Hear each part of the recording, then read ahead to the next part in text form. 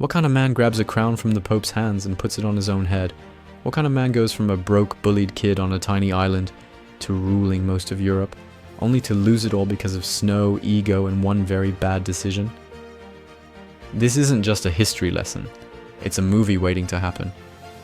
This is the insane true story of Napoleon Bonaparte, the war genius, self-made emperor, and the guy who got cancelled by winter. Let's dive in. Napoleon was born in 1769 on a small island called Corsica, right after France took it over. He wasn't rich, he wasn't powerful, and he sure wasn't French enough for the elite French military school he got sent to. He was short, had a thick accent, and got bullied non-stop. But the kid had fire and brains. While others partied, Napoleon devoured military history like a man possessed. He wasn't just learning tactics, he was plotting his rise. When the French Revolution turned the country into a chaotic, bloody mess, Napoleon saw his shot. At just 24, he helped crush royalist rebels at the siege of Toulon, and boom, general. Then he took charge in Italy, where he crushed Austrian armies and turned his troops into legends. He was brilliant, ruthless, and insanely fast. His enemies never saw him coming. France was starving for a hero, and Napoleon served himself up on a silver platter. Next stop, Egypt. Why Egypt? Because Napoleon didn't just want to win wars, he wanted to rewrite the map. Now, Egypt was a mixed bag. He lost a major naval battle, but found the Rosetta Stone. Still, when he returned to France in 1799, the government was a disaster. So Napoleon said, cool, I'll run it now. He pulled off a coup d'etat, took over as first consul, then declared himself emperor in 1804. But here's the twist. At his coronation, the Pope was about to place the crown on his head. But Napoleon snatched it and crowned himself. Message received, I bow to no one.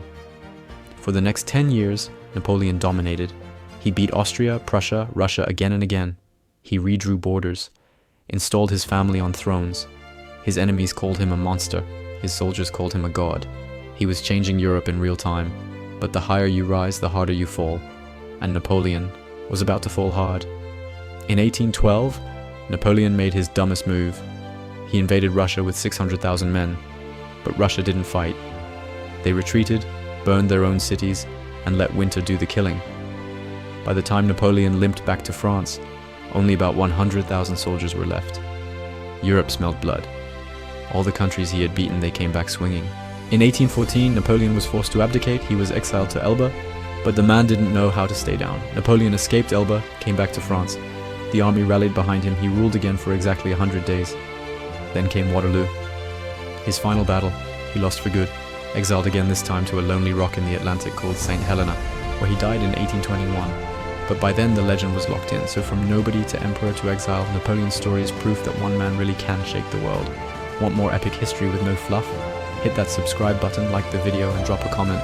Was Napoleon a genius hero or a dangerous tyrant? See you in the next one. Hey, we're just getting started. Want more?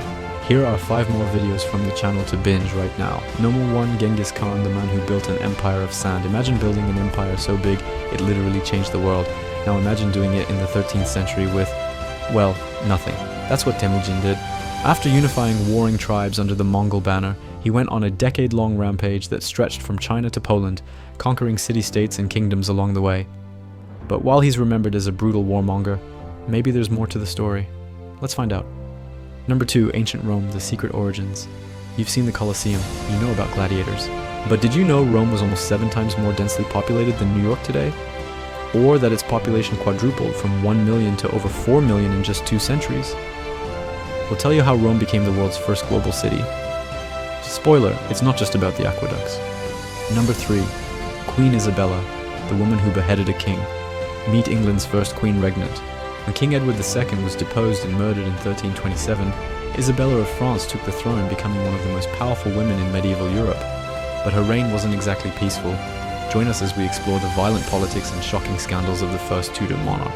Number 4, Barbarians, the truth about the Roman Empire's greatest enemies. They stormed the gates of Rome, they sacked it to boot, and you've probably heard of them. But who were the Goths really, and what can they teach us about defending our modern cities? Buckle up, because we're taking you back to the fall of the Western Roman Empire. Number 5, Maya, the last queen of Teotihuacan. The last queen of... It was one of the largest cities in the ancient world, home to the Pyramid of the Moon and the Pyramid of the Sun. But did you know its greatest ruler was a woman? Maya ruled Teotihuacan for nearly 50 years, guiding the city through political turmoil and civil war. But how did she do it? Find out the secrets of the last great Mesoamerican city. That's all for today. See you next time.